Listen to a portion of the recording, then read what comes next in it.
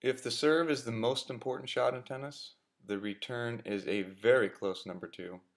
So let's spend a little time dealing with the return. The return. I counsel all of my players, especially in doubles, to view the return like the second serve, and then meaning it has to go in play to start the point. So obviously, goal number one is keep that ball in play. So we're talking about percentages. Hopefully, I can write this in a legible fashion. And then number two, whenever you're playing the percentage game, it's patience. The opportunities may come right away, may not, but if you keep lots of balls in play, you will get the opportunities. So when you're playing doubles, and again, this is for the 3-0 to 4-0, 4-5-ish range, you have three decisions to make right off the bat. Decision number one is who's going to be over here on the deuce side, who's going to be on the ad side.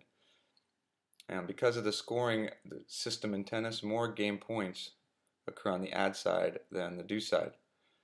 So I like to have the player who's handling the pressure better over here. And often the decision is made, well, I don't want to play this side because my backhand's weaker. So I'll play the forehand side. But if you recollect in the serve discussion we had, you're going to deal with a lot of backhands over here. It's going to be the harder backhand. This sort of off or inside out backhand. So it's often better to have the player with the weaker backhand playing this side because they're going to be dealing with an easier backhand return. So that's decision number one. Decision number two is how far behind the baseline should I stand? And that's going to be determined by the power of the server that you're up against. So obviously if it's a soft, short serve, you'd be up in here. And if you're playing, a bomber, you might be back in here. And the third decision is how far this way do I stand, to the left or the right? And that is determined by the server's position. So let's put some people on the court here. And we'll say the server's serving from over here. Partner's taking this position up here at the net. Okay. You change you up here, make you a different color. So if they're serving here, this is a possible right here. And they could also serve all the way out here. So we have to guard in between these two spots. So I'd probably position myself to start right about there. And then of course my partner's somewhere over in here, guarding against his potential hitting lane that I might open up here. Okay, let's change the color here. We'll say the serve's going to be, let's look at some real examples. We'll make it a nice mustard color. So we'll say in fact this server serves out here wide to this position, and that means that I would move over here like this, or you, and be playing the serve from that position over here. And immediately you can see the angles that open up for me. So we'll make the hitting lanes in a, let's say green. Alright, so coming off from this position here, we are playing from there, we have this.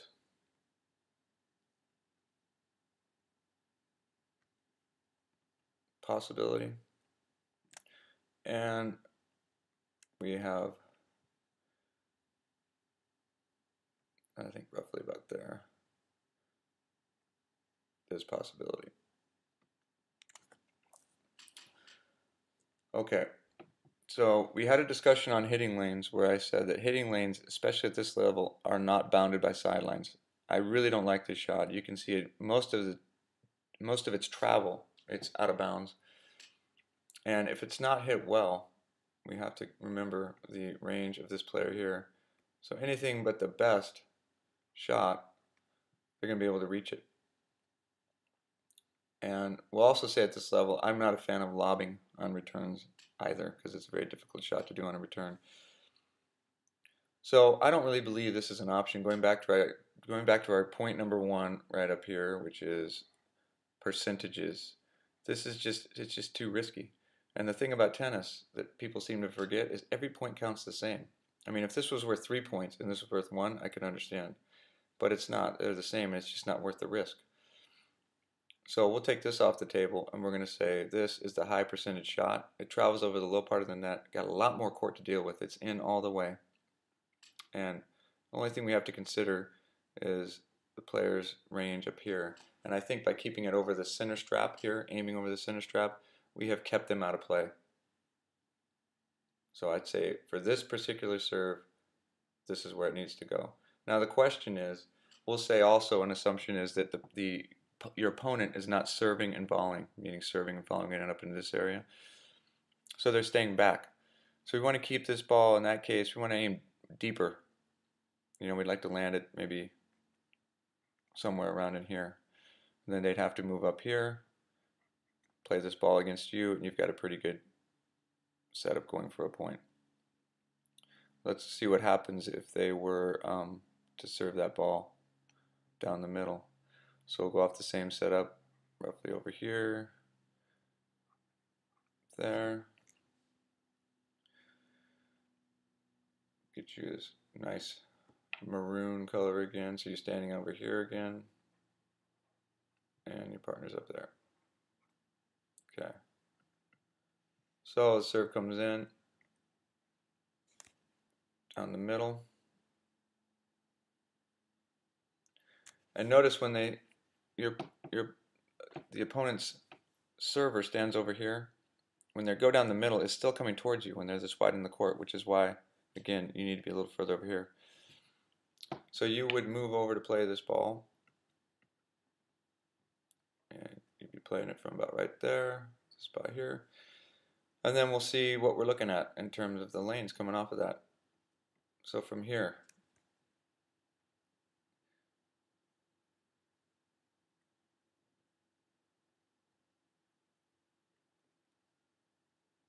we have that. You got to watch out for your partner right here. And we also have this possibility over here.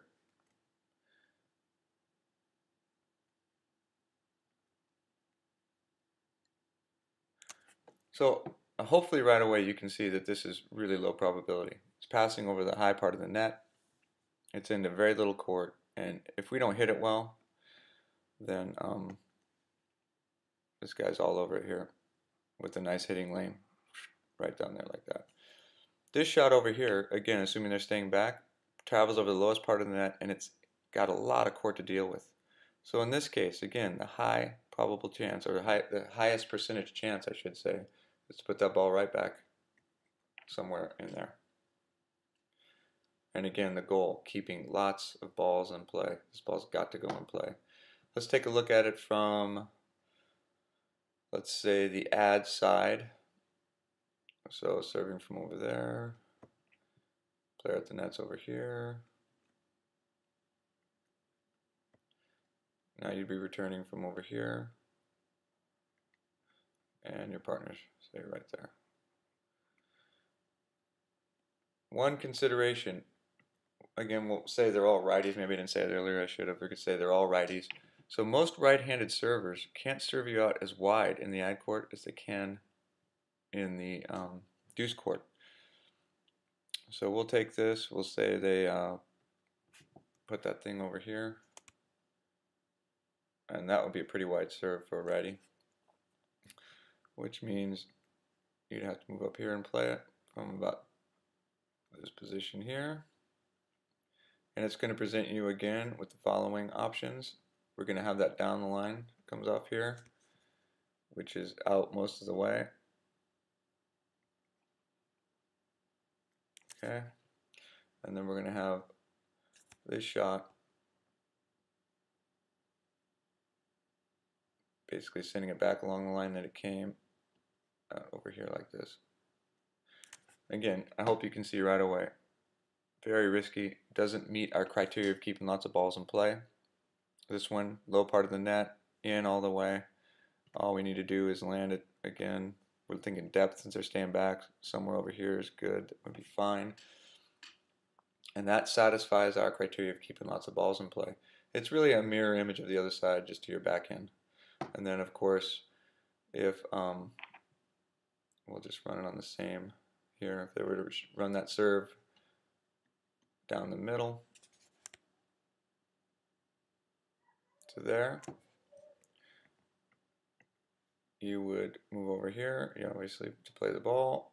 So you'd be playing from this position, and your options would be trying to cut that ball back in this very small part of the court, or going again over the low part of the net here,